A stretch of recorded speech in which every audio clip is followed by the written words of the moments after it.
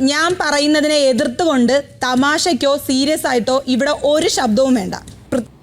Jasmine അങ്ങനെ രാജ്ഞിയായി സിംഹാസനത്തിൽ ഇരിപ്പുറപ്പിച്ചു കഴിഞ്ഞു. ബിബിയുടെ എല്ലാ പ്രേക്ഷകരും ജാസ്മിന്റെ രാജ്ഞി പദവിയിൽ എങ്ങനെയാണ് ജാസ്മിൻ തിളങ്ങുന്നതെന്ന് കാത്തിരിക്കുന്നവരാകും. അപ്പൊ ജാസ്മിൻ ഇരുന്നു റൂൾസ് പറയുന്നുണ്ട്.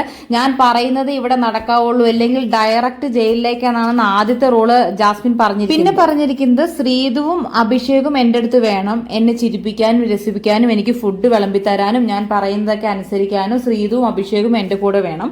അതേപോലെ കിച്ചണിൽ ഒരുപാട് ജോലിയുണ്ട്, അവിടെ അർജുൻ, നോറ, ഋഷി കിച്ചൺ ഡ്യൂട്ടി ചെയ്യട്ടെ. 1 മണിക്കൂറിനുള്ളിൽ ഫുഡ് എല്ലാം റെഡിയാക്കണം. സിജോ, ജിൻഡോയും ഫ്ലോർ ക്ലീൻ ചെയ്യണം.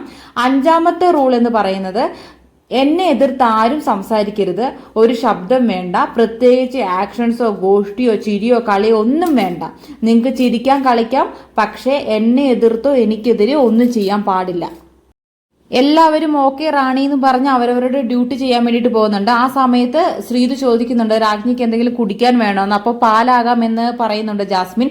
ശ്രീതു പാലെടുക്കാൻ പോയ സമയത്ത് കിച്ചണിൽ നിന്ന് ഭയങ്കര ചിരി കേൾക്കുന്നുണ്ട്. അപ്പോൾ ജാസ്മിൻ എന്ന് പറയുന്നുണ്ട് അവിടെ ചിരിക്കാൻ പാടില്ല, ആരാ അവിടെ ചിരിക്കുന്നതെന്ന് പറഞ്ഞിട്ട് എഴുന്നേറ്റ് അങ്ങോട്ടേക്ക് നോക്കാൻ വേണ്ടി പോകുന്നുണ്ട്. അവിടെ കിച്ചണിൽ ഓർഡർ ഇടുന്ന സമയത്താണ് മെയിൻ ട്വിസ്റ്റ് നടക്കുന്നത്.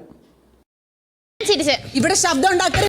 അങ്ങനെ സിജോ ജാസ്മിന്റെ എല്ലാ പ്ലാനിങ്ങും പൊളിച്ചിരിക്കുകയാണ്. പല റൂൾസും പറഞ്ഞു, അതെല്ലാം നടപ്പാക്കുന്നതിന് മുന്നേ തന്നെ സെക്കൻഡുകൾക്കുള്ളിൽ തന്നെ രാജ്ഞി എന്നൊരു പദവി തന്നെ ജാസ്മിന്റെ കയ്യിൽ നിന്ന് നഷ്ടമായി. ഒരുപാട് റൂൾസ് ഒക്കെ പറഞ്ഞിട്ടുണ്ട്. പിന്നെ നമ്മൾ കാണുന്നത് ഇതെല്ലാം പറഞ്ഞ് കിച്ചണിൽ നിന്ന് ഭയങ്കരമായിട്ട് ചിരിക്കുന്നതാണ്.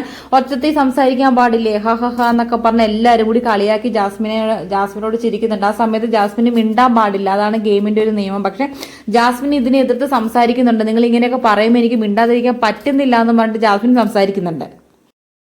ആൾക്കാരുടെ മുഖം എന്നെ കണ്ണിന്റെ കുരുവോ പുറത്തുനിന്ന് കാണുന്ന ജാസ്മിന് നല്ല സങ്കടമായിട്ടുണ്ട്. ജാസ്മിൻ വിശ്വസിച്ചവരെല്ലാം ജാസ്മിനെ കളിയാക്കി ചിരിച്ച് ഓരോന്ന് കുത്തി കുത്തി പറഞ്ഞു എന്നാണ് പറയുന്നത്. അതിൽ ഏറ്റവും കൂടുതൽ സങ്കടം വന്നത് അർജുനും അഭിഷേകും ഒക്കെ ഓരോന്ന് പറഞ്ഞപ്പോഴാണ്. സിജു എന്തെങ്കിലും പറയട്ടെ, അത് പിന്നെ പോട്ടെ എന്ന് വെക്കാം, പക്ഷേ ഇവരൊക്കെ കൂടി ഇങ്ങനെയൊക്കെ പറഞ്ഞപ്പോൾ എനിക്ക് വളരെ ആ സങ്കടം വന്നെന്നും പറഞ്ഞാൽ അവിടെ ഇരുന്ന് കാര്യമാണ്. ശ്രീതു ആശ്വസിപ്പിക്കാൻ ശ്രമിക്കുന്നുണ്ട്. നോറ ചെന്നപ്പോൾ പറഞ്ഞു നോറയോട് സംസാരിക്കാൻ താല്പര്യമില്ല എന്ന് പറഞ്ഞ് നോറ തിരിച്ചുപോയി.